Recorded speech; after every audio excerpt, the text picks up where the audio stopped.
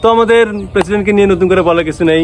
আমাদের রংপুর থেকে 2 জন প্রেসিডেন্ট পেলো বাংলাদেশের ইতিহাসে। এক হচ্ছে আমাদের হোসেন মোহাম্মদ এরশাদ, দ্বিতীয় হচ্ছে আমাদের মির্জা ফখরুল ইসলাম আলমগীর। আমি আসলে এই মির্জা কথাটা বলতে পারছিলাম না, এটার জন্য কয়েকবার ভিডিওটা করতে হলো।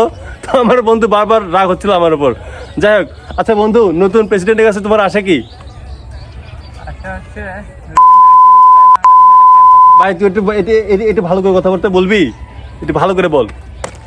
যাই হোক, নতুন প্রেসিডেন্টের কাছে আমাদের আশা থাকবে যে বাংলাদেশে যে জুলাই গণঅভ্যুত্থানটা হয়েছে, যে জুলাই সনদ, এটা যেন কার্যকর করা হয়, যেন এদেশে মানুষের যে নতুন স্বাধীনতা উদ্দেশ্যে 2024 সালে জুলাই আন্দোলনে অনেকে রক্ত দিয়েছে, জীবন দিয়েছে, পঙ্গুত্ব বরণ করেছে, তাদের বিষয়টা যেন তাদের মাথায় রাখা হয়।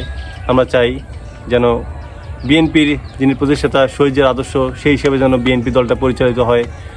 আমরা চাই এদেশের সকল ধর্ম বর্ণ নির্বিশেষে সকল ধরনের মানুষ যেন আমরা একসাথে থাকতে পারি। এবং সব থেকে যে বড় কথাটা বলবো সেটা হচ্ছে যে আমাদের দেশে অধিকাংশ মানুষ কিন্তু গরিব, অনেক প্রত্যন্ত অঞ্চলে যারা থাকে তারা কিন্তু অনেক কষ্ট করে জীবনযাপন করে।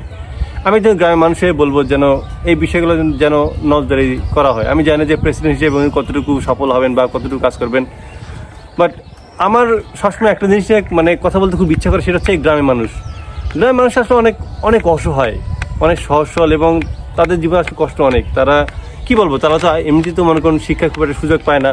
তারা যে তাদের ন্যায্য অধিকারের জন্য আন্দোলন করবে বা কথাবার্তা বলবে, কোনো কিছু আসলে তারা এই কথাগুলো বলতে পারে না।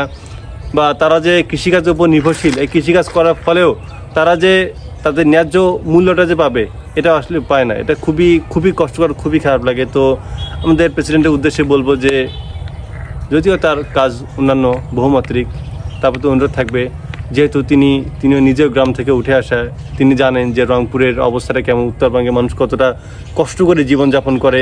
বিশেষ করে আমাদের উত্তরবঙ্গের রংপুর, কুড়িগ্রাম, লালমোহনহাট, ওখানকার মানুষ আসলে খুবই নির্জীব, খুবই অসহায়ভাবে জীবনযাপন করে। তিস্তা চুক্তি যেন বাস্তবায়নটা হয়। এবং রংপুর অঞ্চলের মানুষ, যে উত্তরবঙ্গের মানুষ যাদেরকে মফিজ বলা হয়, মফিজ তো এমনি এমনি বলা হয় না, এই লোকগুলো কিন্তু এতটাই অসহায় জীবনযাপন করে যে দিন শেষে কিন্তু নিজের প্রয়োজনের তাগিদে দেখবেন যে বিভিন্ন শহরে গিয়ে তারা রিক্সা চালায়। মানে প্রয়োজনটা, মানে তাদের জীবনটা আসলে খুবই অসহায়, খুব খারাপ লাগে। তো উত্তরবঙ্গের মানুষ হিসাবে আমি সবসময় আমাদের প্রেসিডেন্টের কাছে যাব যে রংপুর বিভাগের, বিশেষ করে উত্তরবঙ্গের মানুষেরা যে অসহায় জীবনযাপন করে, কৃষকরা যাতে ন্যায্য মজুরি পায়, কৃষকরা যাতে সার কীটনাশক এগুলো সুলভ মানে কম দামে পায়, সরকার যেন তাদেরকে কম মূল্যে দেয়, এবং এই যেসব সাধারণ মানুষ তারা এত কষ্ট করে ফসল ফলায়, তাদের যেন ন্যায্য মজুরিটা দেওয়া হয়। এটাই সবসময় কামনা করি বর্তমান সরকারের কাছে।